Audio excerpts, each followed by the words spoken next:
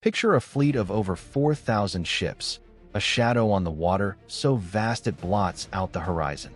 Now picture that fleet, carrying the most fearsome army on Earth, being torn apart not by an enemy navy, but by the sky itself. This is the story of the kamikaze, the divine wind, and the day the Mongol Empire broke against the shores of Japan. I'm Ibnul Jaif Farabi, and this is Echoes of the Ancients. By the late 13th century, Kublai Khan, the grandson of Genghis, ruled an empire that stretched from the Pacific to the Black Sea. He had conquered China, founded the Yuan dynasty, and his court in Beijing was a legend. But to the east, the islands of Japan remained defiantly independent, refusing to bow. For Kublai, this was an insult that could not stand. He sent envoys demanding submission. The Japanese shogunate, in a move of breathtaking defiance, simply had them executed. War became inevitable. In 1274, Kublai launched his first invasion. A force of nearly 900 ships carrying Mongol, Korean, and Chinese troops landed in Hakata Bay. They fought with terrifying composite bows and explosive bombs, tactics the samurai had never seen. But after a day of fierce fighting, a storm rolled in. The Korean captains, reading the weather, urged a withdrawal to the open sea to ride it out. The Mongols agreed. It was a fatal mistake. The storm smashed the fleet against the rocks, drowning thousands. The invasion was over. The Japanese saw this as a sign of divine favor, but they knew the Mongols would return. And Kublai Khan did. He spent years building an unimaginably large armada. By 1281, he was ready with what historians call one of the largest naval invasion forces ever assembled.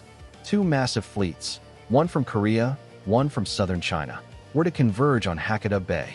The Eastern Fleet arrived first. But this time, the Japanese were prepared. They had built a formidable stone wall along the coast. For weeks, the samurai fought a desperate guerrilla war from small boats, boarding Mongol ships in the dead of night in daring raids, preventing them from establishing a beachhead. The invasion was stalled, the two parts of the Great Fleet unable to unite properly. The massive Chinese fleet was stuck offshore, its troops crammed into their vessels, waiting. And then, on the 15th of August, the weather changed. A typhoon, a true monster of a storm, descended on the Tsushima Strait.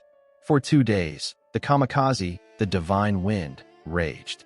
The Mongol ships, many of them flimsy riverboats pressed into service, were packed together. They were dashed against each other, driven onto the shore, and swallowed by the waves. Contemporary accounts describe a sound like screaming gods. When it was over, the ghost fleet was just that, wreckage and corpses. Over 4,000 ships were lost, and perhaps more than 100,000 men drowned. The few survivors who made it ashore were hunted down by the samurai. The Mongol Empire's eastward expansion ended forever on that day. There's a personal gravity to this story for me. Ibnul, an engineer standing here in New York City, a place built by human ambition. We often chronicle the will of empires, the logistics, the strategies, the sheer force of human will that tries to bend the world to its shape. But the story of the kamikaze is a humbling reminder of a different kind of force. The Mongols planned for everything, except the weather. They mastered continents, but they couldn't master the sea and the sky. Japan's identity was forged in that storm, a narrative of divine protection that would last centuries. It's a pivotal moment where history seems to turn not just on the decisions of kings, but on the indifferent, colossal power of the natural world.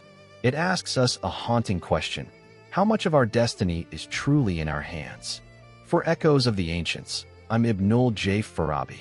This podcast is a production of Light Knot Studios.